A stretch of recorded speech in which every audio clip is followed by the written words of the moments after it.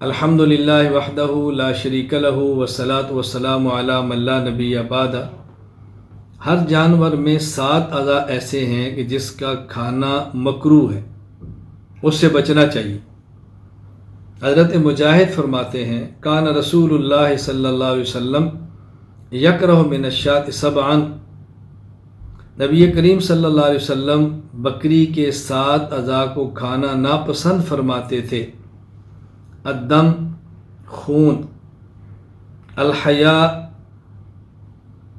مادہ جانور کی شرمگاہ،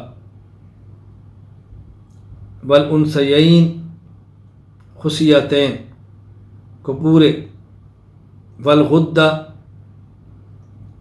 غدود، والذکر نر جانور کی شرم پیشاب کی جگہ، والمثانۃ مثانہ، والمرارۃ پتا۔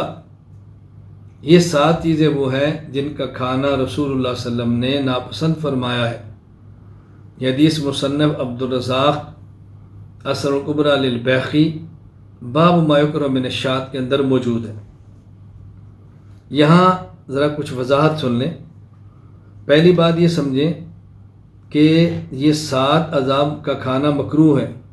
ان میں جو پہلا ہے دم، یعنی دم مسفوح، وہ خون جو ذبح کرتے وقت رگوں سے نکلتا ہے، یہ مکروہ ہی نہیں، مکروہ تحریمی ہے۔ اس کے کھانا کی قطعاً کوئی صورت نہیں ہے، مکروہ تحریمی ہے، ناپاک ہے، اس سے بچنا ضروری ہے۔ باقی جو کہنا فرمایا حدود سخت گوشت کو کہتے ہیں۔ اس سے مراد جانور میں بعض اوقات خون جم کر گٹھلی کی شکل اختیار کر لیتا ہے، اور کبھی کسی بیماری کی وجہ سے جلد اور گوشت کے درمیان سخت گوشت کا ٹکڑا بن جاتا ہے۔ اسی طرح کبھی ہڈیوں کے درمیان سخت ٹکڑا بن جاتا ہے، جسے اردو میں گلٹی گانٹھ کہتے ہیں۔ اس کے ارد گرد کبھی چربی بھی ہو جاتی ہے۔ یعنی حدود کوئی متعین حصہ نہیں ہے، بلکہ کسی جانور میں موجود ہوتا ہے، کسی میں نہیں بھی ہوتا۔ وہ گٹھلیاں ہیں، ان کا کھانا ناپسند ہے۔ مثانہ پیشاب کے جمع ہونے کی جو تھیلی ہے اس کو مثانہ کہتے ہیں۔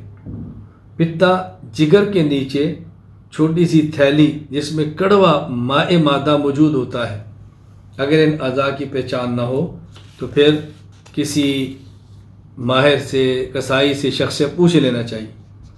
ہاں، یہ بات دیر نشین فرما لیں، اوجڑی کا کھانا جائز ہے بغیر کسی کراہت کے۔ اوجڑی وہ بڑی تھیلی ہے جس کے اندر کھایا ہوا جانور کا چارہ موجود ہوتا ہے، یہ کھانا جائز ہے۔